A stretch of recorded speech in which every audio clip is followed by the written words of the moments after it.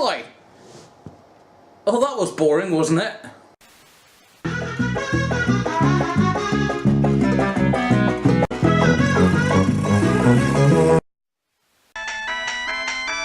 Dutchman Vs the Inhumans. No, nothing like that.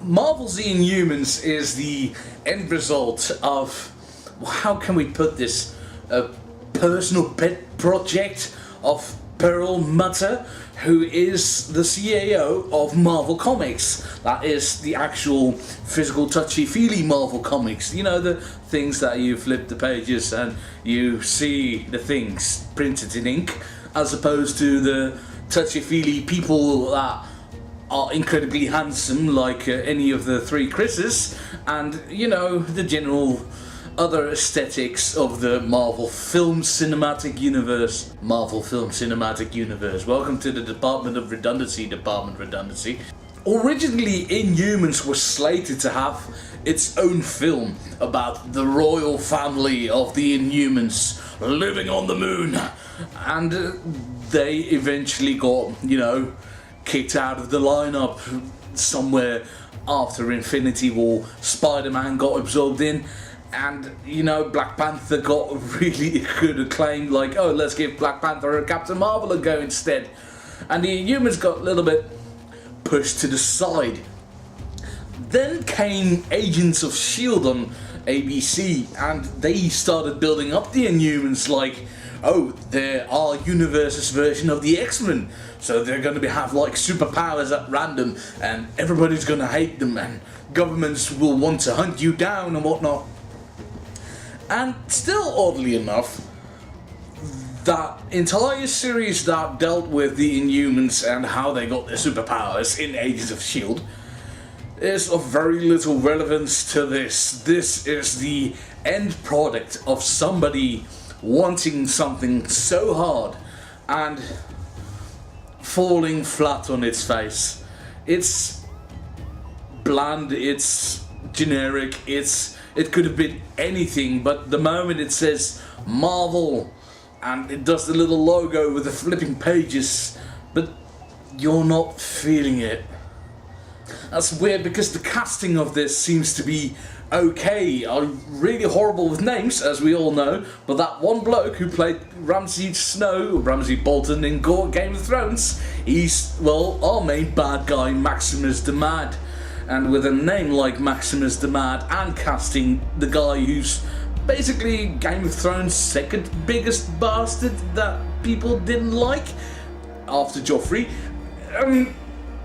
made it quite clear that from the moment you see his face, he was going to be the bad guy. Basically, like I said, the Inhumans are like the X-Men, except they live on the moon. And they have this weird class system where you get exposed to the, you know, the superpower plot device that gives people superpowers, and if you don't get superpowers, you're just a regular human Inhuman.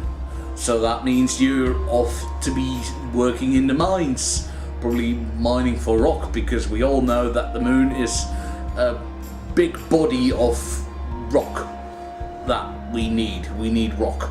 So after a brush with one of NASA's robots that nearly discovered the city of Atalan, who's obviously named after Atlantis, Maximus the Mad gets a little bit pissed off, just, you know, because he's slightly mad, and he just stages a coup.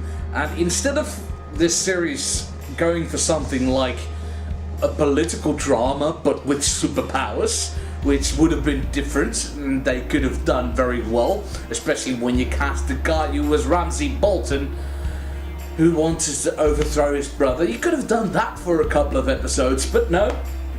Immediately after the first episode, they're all just a fish out of water scenarios. They all get left on Hawaii, but none of them get left close to each other, and that's the premise of the series, apparently. they're gonna find each other, then they're gonna go back to the moon, then they're gonna kick ass and they're gonna save the people on the moon, and then probably learn a lesson about how they shouldn't have separated their species into classes because discrimination is bad. If I wanted a sci-fi series that tells me that our society is shit and we should all be better and, you know, we've got standards to live up to, I'd be watching Star Trek at the moment. Or the Orville.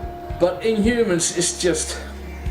And like I said, it's nothing's there that really jumps out as in, this is bad.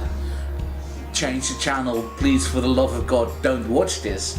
But it's like, if you only have a finite amount of time in your life to do things, you should be spending it on other things in your life rather than Marvel's The Inhumans. Oddly enough, while I was talking a little bit about the casting seems to be quite okay. Whoever they got as Black Bolt is actually quite entertaining. In fact, he doesn't say a word, he says one word in the entire, you know, 2-part episode opener, and it's in a flashback. So for somebody who's just there to do mugging towards the camera, that works quite well. Karnak is actually quite alright, because Karnak's superpower is that he's so super overly analytical that he can detect a weakness in everything, and this gets shown in a way that he can't even say hello to a cute waitress, because he immediately starts imagining how the relationship would end within 2 days. And that's like a little touch of, you know, sometimes powers are quite bad. And he gets to plan out an entire fight in his head, and then we get to like rewind time a little bit, and he does it again, but then the right way around. It's all fun, but then the second episode apparently he forgets everything, he becomes an absolute moron, and he just goes like, what happened to me? It's probably gonna be a plot thing, so it might just be having a preemptive moan about nothing, but yeah. And the rest of the Inhumans, Medusa and Gorgon and Crystal, and I can't even give you an opinion on Triton, who shows up for about 5 minutes. They're just... ish. Medusa tries to put off this entire high and mighty queen, but doesn't. Gorgon, who I mostly remember as being voiced by Michael Dorn,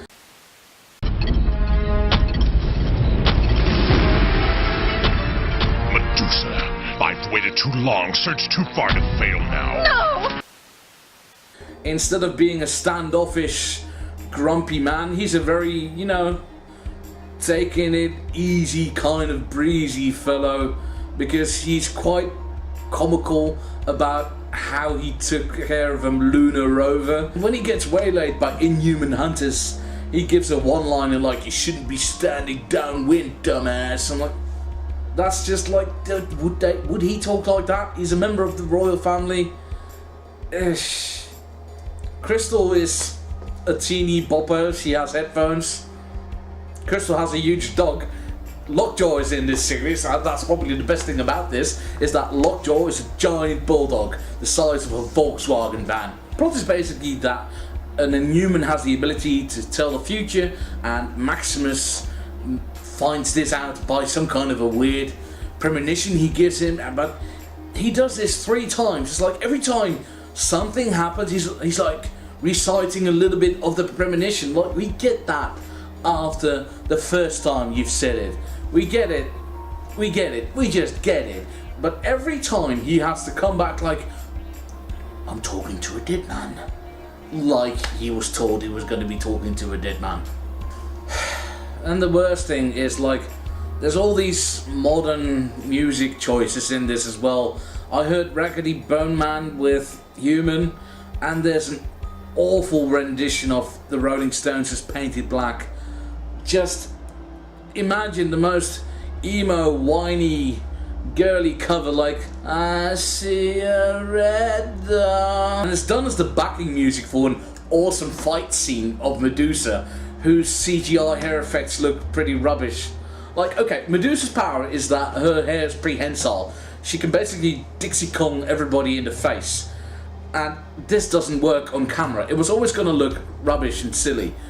So why didn't they change it? Why didn't they make her hair turn into light-emitting tendrils? Why didn't they make her into actual snake-like creatures? Anything would have been better than just the random hair. Maximus is quite a disappointment because aside from the fact he's not really mad, and I do know that when he first came out in the Marvel comics, he was just a generic Marvel villain, but then somewhere in the 80s they made him legit insane, earning the nickname The Mad. But here he's just, you know, jealous brother who has no superpowers. He's the Incredibles, he's Syndrome without the super genius or the comic aspect. Guy can't really do an American accent, and for some reason they made him do an American accent, and it's just weird. And the worst thing, is that on top of that, they make him a bit rapey. They make him very creepily, sexually suggestive towards Medusa, that he used to be in love with her instead of Black Bolt. And as a metaphor for this, he shaves her head while saying, "This is your fault," as if he's some kind of an abusive husband.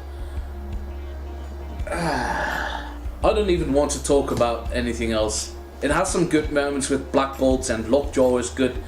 I think this is gonna bomb hard, and the best thing I can say about it, at the very least, it's not Iron Fist.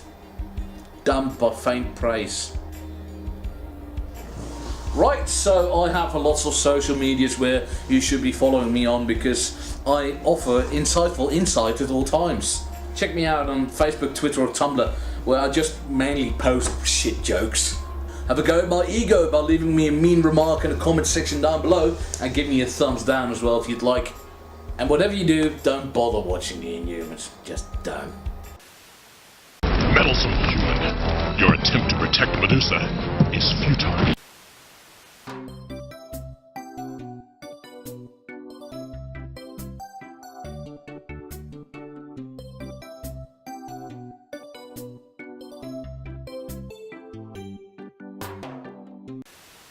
Our people have so much in common. Let's never forget that.